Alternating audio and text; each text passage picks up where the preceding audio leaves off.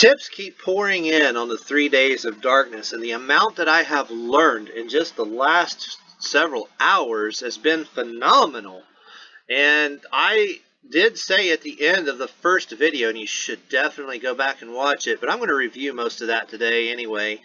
But in case I missed something today, you definitely want to go back and re-watch that. But the amount of stuff that I've learned has showed that you can't just ignore this. In fact, you're going to see not on the exoteric level where they're actually calling for 3 days of literal darkness, like the light of the sun will be darkened. No, that's not going to happen. You can safely ignore that part. However, esoterically, the hidden knowledge that's being put into this is so deep that you can't ignore it. So there is more. There's definitely more. So let's go back and do a little review. We found out that those who believe in in this 3 days of darkness, the Catholic versions are often called sedevacantists, okay? I don't know how to pronounce that. Sedevacantists. I don't know. However you say it. So anyway, it's 161 and 44. And this is review from yesterday in 217. All these numbers of 62 show up in the following terms. Okay, we found a video from somebody who's been highly promoting this, named Linda Courtney. And she looks like a sweet old lady. She's probably not an intentional agent, but look how she sums up with sedevacantists. Again, with the 161 and the 62. Also, she has a 73 right here, which is the same as the 7th trumpet. And the 7th trumpet is what is, if you believe Handel's Messiah, is talking about the coming of the Lord, okay? From Revelation. Now look at that, 73, 73, and 62 again. In case you forgot, here they are. 7th trumpet, Linda Courtney, sedevacantists, okay? All matching up very nicely. This is about Nibiru, and I am going fast because I already talked about this yesterday. So if you want me to go through it slower, just go back and watch that last video. And I'll slow down here on the new stuff here in just a minute. But Nibiru, 73 and 37 and 44. 44 like sedevacantists, and 73 and 37, 73 like Linda Courtney, and like 7th trumpet. And it's a lot like space, okay? Yeah, get my cursor on there. Space, which is 44 as well, and 17. So go back and pause that, review it. Anytime you hit return on gematrinator.com, it puts it down here, so you can go back and you can look at it over again. And then we discovered that they decided that if you want to avoid the evil demons during the 3 days of darkness, you had a candle made of pure wax, which reminded me of the word mystics, which has the same gematria. Oh, did I hit it with a... Yeah, okay. So mystics is pretty close to the same gematria there. 108, 108, 81, you see. Now, and 27 and 27. This is not a coincidence, okay? This 3 days of darkness is supposed to start on 4/19, which is the beginning of Passover. 19, of course, is a chaos number, okay? And if you look at the date numerology, 4 plus 19 plus 20 plus 19, because the 4 is April, the 4th month, okay? And it becomes 62, the same as sedevacantists.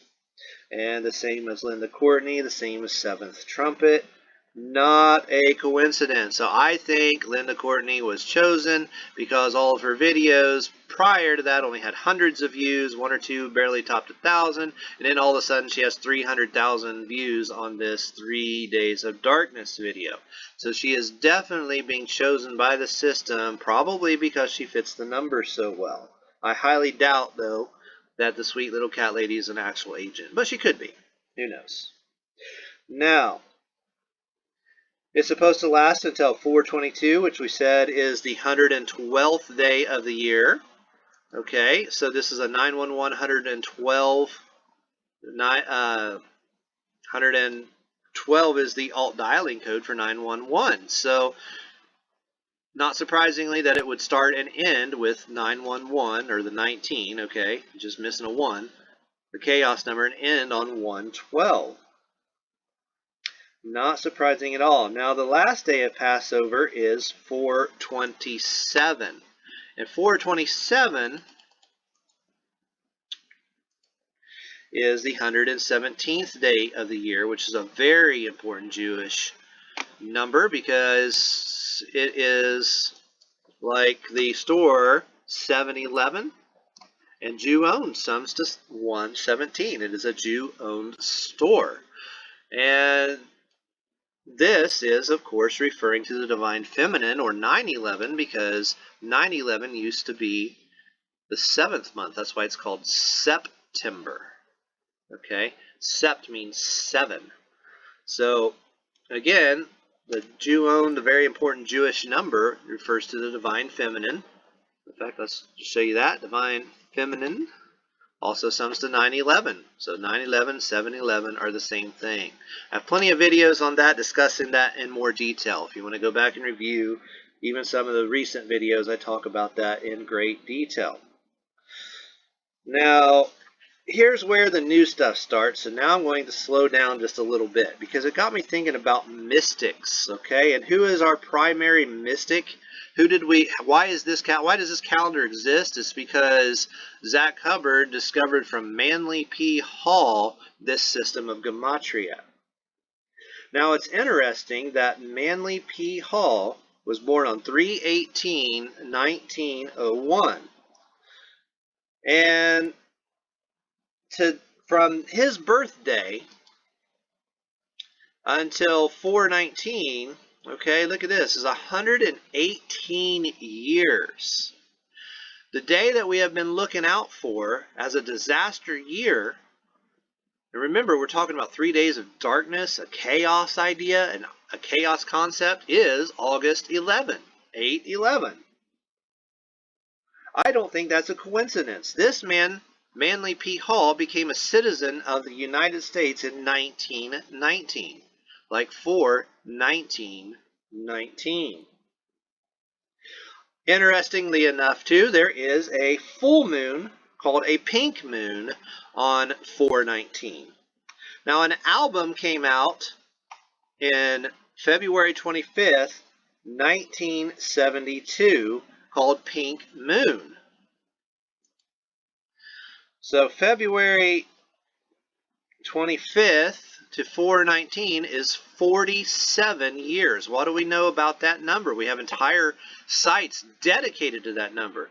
And Zach Hubbard talks constantly about that number. That is our big government-related number. This is not a coincidence. Government, White House, President, authority, all are this number 47.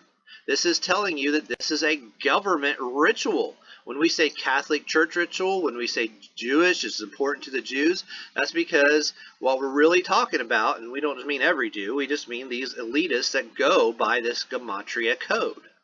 You know, we're not anti-Jewish, we're anti-people making secrets and planning the demise and destruction of society by using this code. Whether they're Jews, whether they're Catholics, whether they're government officials, or whoever they are, I don't really care. They're using this code and planning it for our destruction. And so from the date of the release of Pink Moon to the start of Passover is this very interesting 47 years.